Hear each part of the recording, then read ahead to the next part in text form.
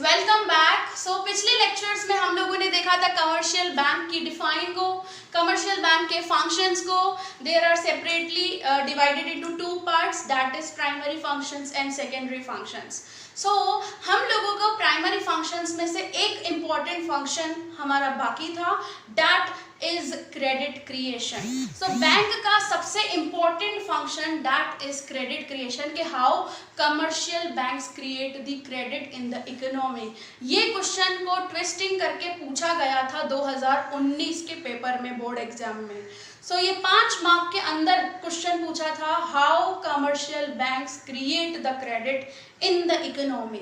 यहाँ पे आपसे 3 मार्क्स में भी पूछा जा सकता है, या तो 5 मार्क्स के अंदर भी सेपरेटली इस चीज को पूछा जा सकता है। हम लोग आज समझेंगे हमारा सबसे important concept, that is credit creation. इस क्रेडिट क्रिएशन को हम लोग एज अ मनी क्रिएशन भी बोलते हैं, कि किस तरीके से कमर्शियल बैंक्स क्रिएट करती है मनी, क्रिएट करती है क्रेडिट, क्रिएट करती है लेंडिंग इकोनॉमी के अंदर। आप लोगों को जनरल ये चीज़ पता है कि बैंक जनरल पब्लिक के एक्सेप्ट करती है डिपॉजिट्स को, और उसको यूज़ करके मार्केट में क्या करती है, लोन प्रोवाइड करती है, लेंडिंग प्रोवाइड करती है, जिसको हम लोग बोलते हैं क्रेडिट फैसिलिटीज़ भी। किस तरीके से वो एक्सपांशन करती है, मनी का यूटिलाइजेशन करती है, जो डिपॉजिट्स उसके पास आते हैं उसका यूज़ करती है, आज हम लोगों को वो समझना है। क्योंकि आप लोगों को पता है कि जो करेंसी इशूअर है, that is RBI, that is a central bank of India. Reserve bank of India सिर्फ छापती है नोट, जनरल पब्लिक तक पहुंचाने का काम है, मनी सप्लाई का काम है किसका, that is the work of, that is a function of commercial banks.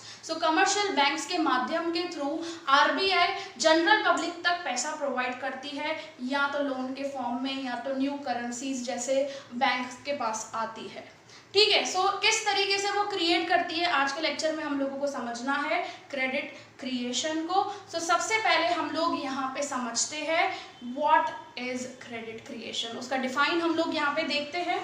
What is credit creation? Credit creation is the expansion of deposits, कि कमर्शियल बैंक किस तरीके से डिपॉजिट्स का एक्सपांशन करती है, that is actually the term as a credit creation. Credit यहाँ पे as a आप दिमाग में लोन या तो लेंडिंग समझ के चलना, क्योंकि हमारे प्राइमरी फंक्शंस में सेकंड चीज़ यही थी, सेकंड इम्पॉर्टेंट फंक्शन यही था कि bank provides the credit facilities to the general public, to the industrial houses, to the agriculture farmers, for a short period, for a medium term loan और for a longer period. यहाँ पे क्या लिखा है, credit creation is expansion of deposits where the banks expand their demand deposits. क्या बोल रहे हैं यहाँ पे, डिमांड डिपॉजिट्स।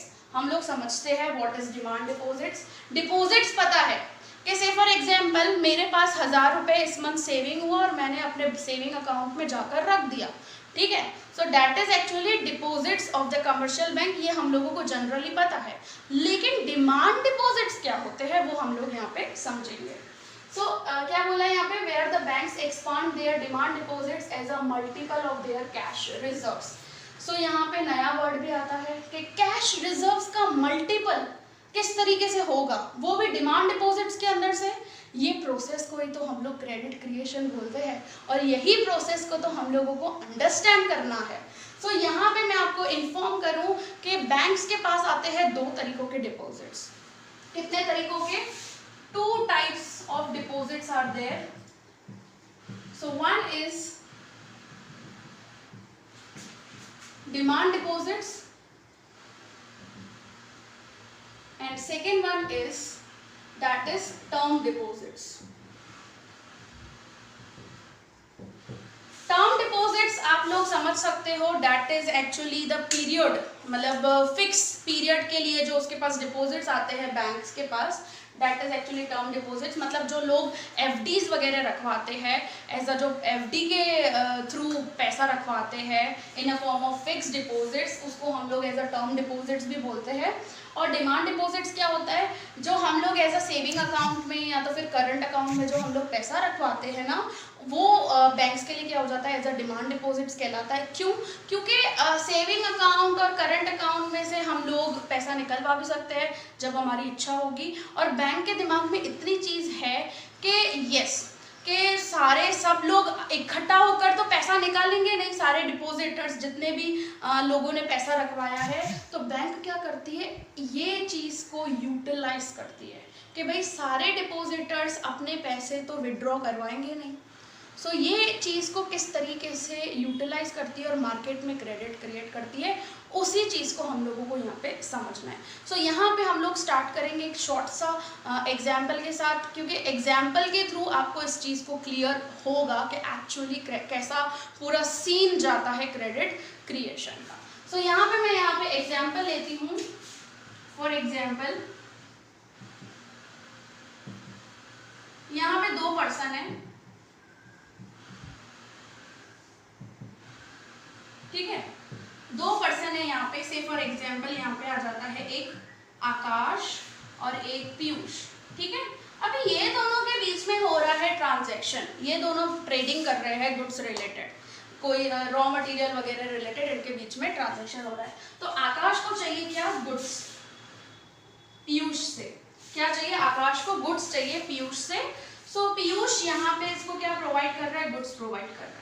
अब ये जो गुड्स है वो है से फॉर एग्जाम्पल 1000 रुपीज के, ठीक है, कितने रुपीज के, 1000। तो आकाश पीयूष को क्या दे रहा है, 1000 रुपीज प्रोवाइड कर रहा है। लेकिन ये पूरे क्रेडिट क्रिएशन के अंदर हम लोगों को यहाँ पे दिमाग में रखना है एक ही चीज को, कि यहाँ पे जो भी ट्रांजैक्शन हो रहा है जितने भी जनों के बीच में, वो ट्रांजैक्शन बैंकिंग ट्रांजैक्शन ही हो रहा है, मीन्स कैश में ट्रांजैक्शन नहीं हो रहा है। इस चीज को, कंसेप्ट को हम लोगों को अज्यूम करना पड़ेगा, तो हम लोग क्रेडिट क्रिएशन को समझ पाएंगे, अदरवाइज नहीं। कैश यहाँ पे चीज नहीं आ रही है, ओनली बैंकिंग ट्रांजैक्शन ही हो रहे हैं यहाँ पे इकोनॉमी के अंदर, ऐसा हम लोगों को अज्यूम करना है, ठीक है। सो यहाँ पे फॉर एग्जाम्पल ये जो 1000 रुपए आकाश ने पीयूष को दिए गुड्स के बदले में, वो कैसे दिए, से फॉर एग्जाम्पल चेक दिया 1000 रुपए का। अब ये चेक पीयूष कहाँ पे जमा करवाएगा, बैंक के अंदर। कहाँ पे जमा करवाएगा पीयूष, बैंक में जमा करवाएगा, ठीक है। सो बैंक के जो डिपॉजिट्स है वो कितने इंक्रीज हो गए, 1000 रुपीज से, जिसको हम लोग एज अ क्या बोल सकते हैं, डिमांड डिपॉजिट्स। क्या बोलेंगे अपने, डिमांड डिपॉजिट्स, क्योंकि यहाँ पे टर्म डिपॉजिट एफडी रिलेटेड कोई भी बात नहीं हो रही है, only we are considering demand deposits. So जैसे करंट अकाउंट हो या सेविंग अकाउंट हो, तो यहाँ पे से फॉर एग्जांपल 1000 रुपए बैंक के पास आ गए, जिसको हम लोग बोल रहे हैं डिमांड डिपॉजिट्स। और बैंक को इतना सेंस है कि जो पीयूष है वो पीयूष एक साथ 1000 रुपए तो निकालेगा नहीं एक टाइम पर, ठीक है। इसी चीज को यूटिलाइज करती है बैंक। लेकिन इसके बैंक के दिमाग में ये भी चीज है कि अगर पीयूष कभी भी पैसा मांगने आता है कुछ अमाउंट से, फॉर एग्जांपल 200 रुपीज, 300 रुपीज, तो बैंक के पास वो पैसा होना चाहिए। इस वजह से जो भी डिपॉजिट्स आता है बैंक के पास, बैंक क्या करती है, सारा का सारा डिपॉजिट्स लोन नहीं देती है इकोनॉमी में, मार्केट में। कुछ पार्ट लोन डिमांड डिपॉजिट्स का वो क्या करती है, साइड करती है। क्या करती है, साइड करती है एज अ रिजर्व, जिसको हम लोग बोलते हैं कैश रिजर्व। अभी ये क्या किया बैंक ने, ये इसके 1000 रुपए का क्या किया, कुछ अमाउंट साइड किया। से फॉर एग्जांपल 20% उसने रखा साइड में, ठीक है, कि भाई एज अ कैश रिजर्व रख दिया। और ये जो 20% है इसको हम लोग बोलते हैं कैश रिजर्व रेशियो। क्या बोलते हैं हम लोग इसको, कैश रिजर्व रेशियो। शॉर्ट में अगर मैं टर्म करूँ उसको, तो इसको बोलते हैं CRR। क्या बोलते हैं, CRR। और इसको हम लोग एज अ बोल सकते हैं लीगल रिजर्व रेशियो भी, क्योंकि ये जो परसेंटेज है, ये परसेंटेज डिसाइड करता है central bank, and our India central bank is reserve bank of India. RBI decide करती है कि कमर्शियल बैंक्स कितना कैश रिजर्व साइड रखेगी, और ये कैश रिजर्व्स कमर्शियल बैंक्स को रखने पड़ते हैं आरबीआई के पास, ठीक है। सो बाकी का जितना भी प्रपोर्शन होता है वो प्रपोर्शन वो मार्केट में क्या करती है, लेंडिंग करती है, जिससे वो इनकम, जिससे वो प्रॉफिट कमा सके। सो यहाँ पे दो चीज़ें आ जाती है कि एक तो बैंक लिक्विडिटी मेंटेन करती है, बैंक कुछ amount of deposits as a cash reserve रखती है आरबीआई के साथ, जिससे इन फ्यूचर कभी भी कुछ भी इससे सर्कमस्टेंसेस आ जाए, पीयूष ने पैसा मांगा वापस, तो वो पे कर सके। सो यहाँ पे एज अ लिक्विडिटी भी क्रिएट हो रही है। दूसरे साइड जितना अमाउंट, से फॉर एग्जांपल 1000 का कितना हुआ, 200, सो ये जो 200 रुपए है वो रखे जाएंगे एज अ कैश रिजर्व। बाकी के जो अमाउंट है, रिमेनिंग अमाउंट जो आ जाती है, दैट इज 800 रुपीज। ये 800 रुपीज का बैंक क्या करेगी, मार्केट में क्रिएट करेगी क्रेडिट को, या तो क्या बोल सकती हूँ मैं, एज अ लोन्स वगैरह प्रोवाइड करेगी किसी भी ए पर्सन को, बी पर्सन को, सी पर्सन को, ठीक है। सो इस प्रोसेस को हम लोग समझते हैं अच्छे से। यहाँ पे राउंड्स होंगे। पहला राउंड में हम लोगों ने देखा कि 1000 रुपए प्राइमरी डिपॉजिट्स आए बैंक के पास। यहाँ पे चीज़ को मैंने आपको जैसे बताया कि यहाँ पे कोई भी ट्रांजैक्शन कैश में नहीं हो रहा है, और हमको यहाँ पे यही अज्यूम करना है कि अल्टीमेटली जो भी पैसा आ रहा है, जैसे लोन्स एंड ऑल, ये सब कुछ भी जो पैसा दिया जा रहा है वो अकाउंट टू अकाउंट ही है, या तो चेक के थ्रू दिया जा रहा है, क्योंकि हम लोगों को ये दो चीज़ों को अज्यूम करके चलना है कि all banks are one unit. जितनी भी बैंक्स हैं, यूनियन बैंक हो, एसबीआई हो, मतलब ultimately they are one unit, हम लोगों को ये अज्यूम करना है। दूसरी चीज, all transaction are banking transaction, no transaction in cash. ये दो चीजों को दिमाग के अंदर अपने को फिक्स करना है, अज्यूम करना है, और उसके बाद ये प्रोसीजर को अपने को समझना है। सो सबसे पहले यहाँ पे मैं वही एग्जांपल को कंटिन्यू करती हूँ कि 1000 रुपए बैंक के पास आए और बैंक ने 20% as a cash reserve side रखे, तो कितना रखा इसने, से फॉर एग्जाम्पल 200 रुपए। अब मार्केट में कितना दिया उसने, 800 रुपए।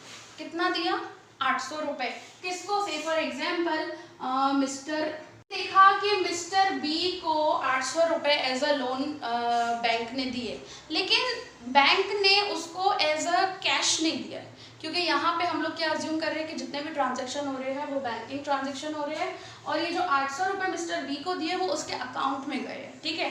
अभी फॉर एग्जाम्पल मिस्टर बी उसको यूटिलाइज कर रहा है, तो से for example mister B purchase कर रहा है, ठीक है। क्या परचेज कर रहा है, से for example raw material purchase कर रहा है किसी, से फॉर एग्जांपल मिस्टर सी से, ठीक है। मिस्टर सी से उसने रॉ मटेरियल परचेज किया, तो उसको भी जो वो पेमेंट करेगा वो बैंकिंग के थ्रू, मतलब या तो चेक के थ्रू करेगा पेमेंट, या तो फिर क्या करेगा, उसके अकाउंट में ट्रांसफर कर देगा। तो मिस्टर सी के पास कितने रुपए आ गए, 800 रुपए आ गए। तो मिस्टर सी के पास जो 800 रुपए आए, या तो उसके बैंक अकाउंट में आए, तो अल्टीमेटली यहाँ पे क्या हो गया, सेकेंड राउंड में मिस्टर सी के पास क्या आ गया, 800 रुपए। या तो चेक के थ्रू, अगर आप सोचते हो कि चेक के थ्रू उसने पेमेंट की मिस्टर बी ने सी को, तो भी क्या होगा, अल्टीमेटली वो 800 रुपए बैंक के पास ही आने वाले हैं, क्योंकि सी क्या करेगा, डिपॉजिट करवाएगा 800 रुपए, तो ये बैंक के लिए क्या हो गए, नए डिपॉजिट्स हो गए। और बैंक क्या करेगी, फिर से क्या करेगी, इसको साइड करेगी 20% इसका। सो 800 का अपना 20%, एक 160 में से अगर मैं माइनस करूँ तो बचता है 640। अब ये क्या हो गया, ये 640 को फिर से मार्केट में क्या करेगी, क्रेडिट चलाएगी। क्या करेगी, क्रेडिट चला रही है, लोन दे रही है। से फॉर एग्जाम्पल किसी आंचल को लोन दे रही है, ठीक है। अब ये जो आंचल को वो लोन दे रही है, तो आंचल भी इसमें से क्या परचेज कर रही है, से फॉर एग्जाम्पल ये लोन में से परचेज कर रही है मशीनरी, ठीक है। ये मशीनरी जो परचेज कर रही है, तो फॉर एग्जाम्पल उसने पेमेंट किया से करण को, क्योंकि करण से उसने मशीन परचेज की। मैं कुछ भी ले रही हूँ नाम, आप कुछ भी अज्यूम कर सकते हो नाम के जगह। सो मिस्टर एक्स ले लो, वाई ले लो, अब वॉट एवर हम लोग जो भी अज्यूम करें। सो आंचल ने परचेज की मशीनरी करण से, ठीक है। सो करण से जो मशीनरी परचेज की तो अल्टीमेटली जो करण के पास पैसा आया 640 रुपीज़, तो 640 रुपीज़ यहाँ पे फिर से आ जाती है कि बैंकिंग ट्रांजैक्शन है, कैश में ट्रांजैक्शन नहीं हो रहा है। तो अल्टीमेटली 640 रुपीज़ क्या हो गए, करण क्या कर रहा है, थर्ड राउंड में डिपॉजिट करवा रहा है फिर से बैंक के अंदर ही। सो यहाँ पे चेंज हो सकती है बैंक, इधर जैसे फॉर एग्जांपल ये यूनियन बैंक हो, यहाँ पे एसबीआई हो, यहाँ पे क्या हो, से for example Punjab national bank हो, करंट का अकाउंट उसमें हो। तो यहाँ पे हम लोगों को ये मान के चलना है कि all banks are one unit, एक ही यूनिट है, समझे। सो कोई भी चेंजेस यहाँ पे नहीं हो रहे हैं, बैंक आर वन यूनिट, मतलब ये जितनी भी बैंक्स हो उन सबको मिलाओ तो एक ही अपने को बैंक मिले, ऐसा समझ के अपने को चलना है। सो कोई भी बैंक हो तो अल्टीमेटली पैसा बैंक के पास ही आ रहा है। सो ये 640 में से जैसे पंजाब नेशनल बैंक के पास आया तो अल्टीमेटली वो क्या करेगी, फिर से 20% एज अ रिजर्व करेगी साइड। तो 640 का क्या हो जाएगा 120, 20%, बाकी का रिमेनिंग क्या बचा 512। फिर से 512 वो किसी को लोन देगी, से फॉर एग्जाम्पल मैश को लोन दिया, ठीक है, किसको, किसी मैश पर्सन को उसने लोन दिया। सो मैश पर्सन क्या कर रहा है, उसमें से फॉर एग्जाम्पल कार खरीद रहा है, ठीक है, क्या कर रहा है, वो लोन में से कार खरीद रहा है। तो जो कार खरीद रहा है तो सामने उसने मारुति सुजुकी की कार खरीदी और मारुति सुजुकी कंपनी को उसने ये 512 रुपीज़ दिए। तो मारुति सुजुकी वाला जो है उसके अकाउंट में या तो ट्रांसफ़र किए या तो मैश ने उसको चेक दिया होगा। अगेन ऑल ट्रांजेक्शन और banking transaction, no cash transaction. तो ये मारुति सुजुकी वाले के पास जो भी पैसा आया या तो सीधे अकाउंट में आया तो भी हम लोग यहाँ पे न्यू डिपॉजिट्स, सीधी बात है। तो ये मारुति सुजुकी वाला उसका जो अकाउंट होगा उसमें या तो मैश ने उसको चेक दिया, तो चेक दिया तो वो कहाँ पे डिपॉजिट करवाएगा 512 से फॉर एग्जाम्पल बैंक के अंदर। बैंक क्या करेगी, फिर से इसका 20% साइड करेगी और इसी तरीके से कंटिन्यूसली प्रोसेस होगा। लेकिन ये प्रोसेस कब तक चलेगा, यहाँ पे वो सवाल आता है। तो यहाँ पे क्रेडिट क्रिएशन करने की फॉर्मूला है कि हम लोग ऐसा नहीं करते जाएंगे, एक लिमिट आती है उस चीज़ की। So credit creation equals to primary deposits into 1/CRR। ये फॉर्मूला है आपके टेक्स्ट बुक में, यही एग्जाम्पल दिया हुआ है, इसी तरीके से आपको बताया हुआ है। पेज नंबर 38 पे ये चीज़ बताई है आपको। प्राइमरी डिपॉजिट्स आपके कितने हैं 1000, और इसका अगर हम लोग 1/CRR करते हैं मतलब 1/20% करते तो आपके पास कितना आएगा 5000। मतलब यहाँ पर ये 1000 + 800 + 640, ये जब तक ये टोटल 5000 नहीं हो जाता तब तक ये प्रोसेस चलता रहेगा, ठीक है। मतलब 5000 का अब 20% देखो कितना आएगा, 5000 का 20% इट्स 1000 रुपीज। सो ये आपके कैश रिजर्व्स और इनिशियल डिपॉजिट्स जब तक सेम नहीं हो जाते तब तक ये प्रोसेस क्या होगा, कंटिन्यूस। और ये आपके पास फॉर्मूला है इस चीज़ को निकालने के लिए। बाकी कितना बचा, 5000 में से 1000 तो आपने क्या कर दिया, साइड कर दिया एज अ रिजर्व। बाकी आपके पास क्या बचा, डेट इज 4000। मतलब बैंक ने 1000 में से 4000 तक मार्केट में क्रेडिट किया। ये चीज़ यहाँ पे बताई हुई है। क्रेडिट किस तरीके से कर रही है, जो डिपॉजिट्स है, क्योंकि हम लोग यहाँ पे अज्यूम कर रहे हैं कि कैश में कुछ भी नहीं हो रहा है, ट्रांजैक्शन बैंकिंग ट्रांजैक्शन हो रहा है। मतलब अल्टीमेटली सिर्फ लोगों के अकाउंट टू अकाउंट ट्रांजैक्शन हो रहा है। ये जो पैसा है, जो डिपॉजिट्स है, वो है तो बैंक के पास ही, घुमा फिरा के बैंक के पास ही तो पैसा आ रहा है और बैंक फिर से मार्केट में क्रिएट कर रही है। सो ये कंटिन्यूसली इस तरीके से प्रोसेस चलता जाएगा जब तक डिमांड डिपॉजिट्स कैश रिजर्व्स तक नहीं हो जाते। आपकी डिफाइन देखो, अभी आ जाओ क्या है। Credit creation is the expansion of deposits where the bank expand demand deposits.